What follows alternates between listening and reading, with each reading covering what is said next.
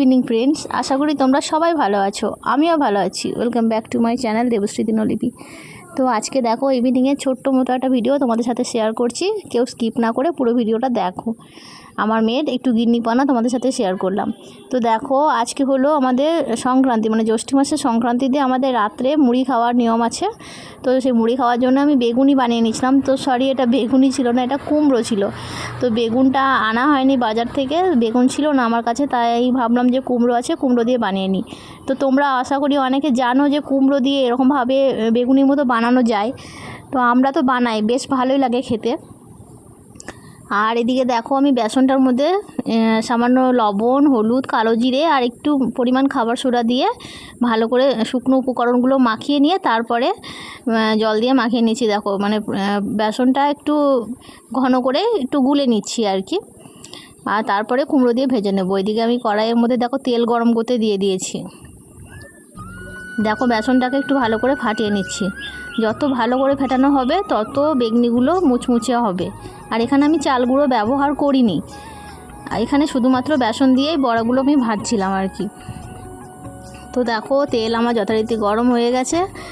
এখন আমি ভেজে নেবো বেগনিগুলোকে। সরি, বেগনি নয়, আমার মেয়েরা আবার নাম দিয়েছে কুমড়ি, জানো, যেহেতু কুমড়ো দিয়ে বানাচ্ছি। তো ছোট্ট মতো ভিডিও, আশা করি কেউ স্কিপ করে দেখবে না, পুরো ভিডিওটাই দেখবে। আর তাছাড়া যার যতটুকু ভালো লাগবে সে ততটুকুই দেখো, কিন্তু লাইক দিতে ভুলো না প্লিজ। একটা লাইক দিয়ে দাও যারা ভিডিওটা দেখছো। আর নতুন বন্ধু যদি কেউ দেখে থাকো ভিডিওটা, যদি ভালো লাগে তো চ্যানেলটা সাবস্ক্রাইব করে পাশে থেকো, পাশে থাকা বেল নোটিফিকেশানটা অল করে অবশ্যই আমার সাথে থেকো। আর কি বলো তো, এখন দেখো আমার মেয়ের কাজ দেখো। আমি এদিকে বড়গুলো ভাজছিলাম, যেহেতু ওদেরকে পড়তে বসিয়ে আমার অনেকটা রাত হয়ে গেছিলো, প্রায় 10টার কাছাকাছি বেজে গেছিলো। তো দেখলাম যে খেতে লেট হয়ে যাবে, তো মেয়েকে ডাকলাম যে আমাকে একটু হেল্প করবার জন্যে। তো দেখো আমার মেয়ে দেখো কত সুন্দর গুছিয়ে পরিপাটিভাবে কাজ করে, মানে সত্যি মানে আমার নিজেরই খুব গর্ববোধ হয় জানো ওকে নিয়ে। তো খুব সুন্দরভাবে ও কাজ করতে পারে, আর প্রত্যেকটা কাজে দেখো একদম নিখুঁত। তো তোমরা নিজেরাই দেখো। দেখো প্রথমে যার যার জন্যে খাবারটা রেডি করা হবে তাদের বাটিগুলোকে নিয়ে নিল। তো দেখেছো সেটাকে ভালো করে মুছছে, আর আমি ভিডিও করছি দেখে ওর খুব হাসি পাচ্ছে, যে তুমি ভিডিওতে এগুলো দেখাবে সেটা দেখেও খুব হাসি পাচ্ছে। এদিকে দেখো বেগনিগুলো আমার এক পিঠ হয়ে গেছে, এগুলো আমি একটু উল্টে নিচ্ছি ও অপর পিঠটা ভাজবার জন্যে। আর যেহেতু ননস্টিকে কড়াইটা বসিয়েছিলাম, বড় ছিল কড়াইটা অনেকটা পরিমাণে, সেজন্য অনেকগুলো করে একসঙ্গে ভাজা হয়ে যাচ্ছিল। তারপরে দাঁড়াও আবার মেয়েকে দেখাই, একটু করে বড়া ভাজা দেখাচ্ছি আর একটু করে মেয়েকে দেখাচ্ছি। দেখো যে যতটা পরিমাণে মুড়ি খাবে তাকে ততটা পরিমাণে মুড়ি দিয়ে দিচ্ছে।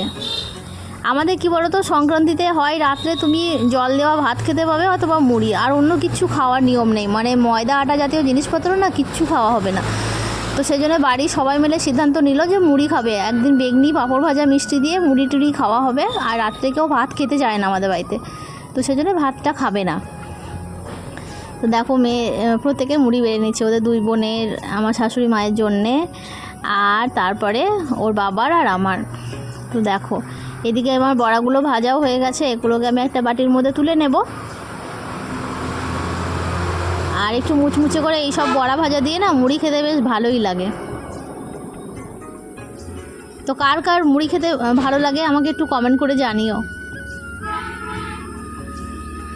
আমি অবশ্য মুড়ির ভক্ত ছিলাম না জানো তো, আমি কখনো বিয়ের আগে মুড়িই খেতে চাইতাম না।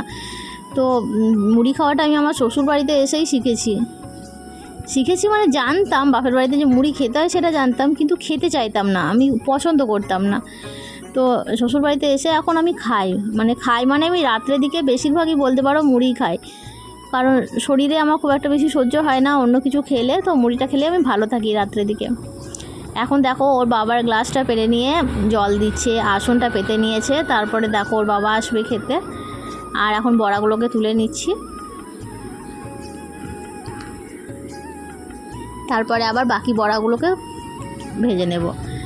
আর এদিকে বিভু আর বিভুর মা যেহেতু বাড়িতে ছিল না বলেই নিশ্চিন্তে কাজগুলো হচ্ছিল আমাদের। বিভু থাকলে আমাদের একাই 100, খুব চঞ্চল বিভু। তো দেখো এখানে আমি বাকি বড়াগুলোকেও দিয়ে দিচ্ছি, আর মেয়ে এদিকে ওর মতো করে রেডি করছে। দাঁড়াও আবার দেখাই মেয়ে কী করছে। দেখো আমি এই কটা বড়া ভেজে দিয়েছি, এই কটা ও দেখো ঠিক মতো করে বন্টন করবে। গরম একদম, হাতে তুলতে পারছে না, তাও দেখেছো তুলে একদম ঠিকঠাক করে দিয়ে দিচ্ছে বড়াগুলোকে। মানে একদম যাকে বলে সেই ওজন করে দেওয়া হয় না, তো আমার দুই মেয়ের মধ্যে না সেই প্রতিযোগিতাটা চলে জানো।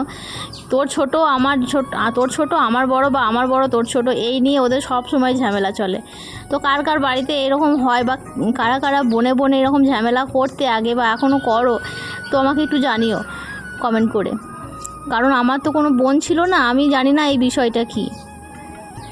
হ্যাঁ ছিল দাদা, তো দাদা আমার থেকে অনেকটা বড়ই ছিল, আর দাদা সবসময় চাইতো যে আমাকে বেশি পরিমাণ জিনিসটাই দেওয়া হোক, এরকম আর কি।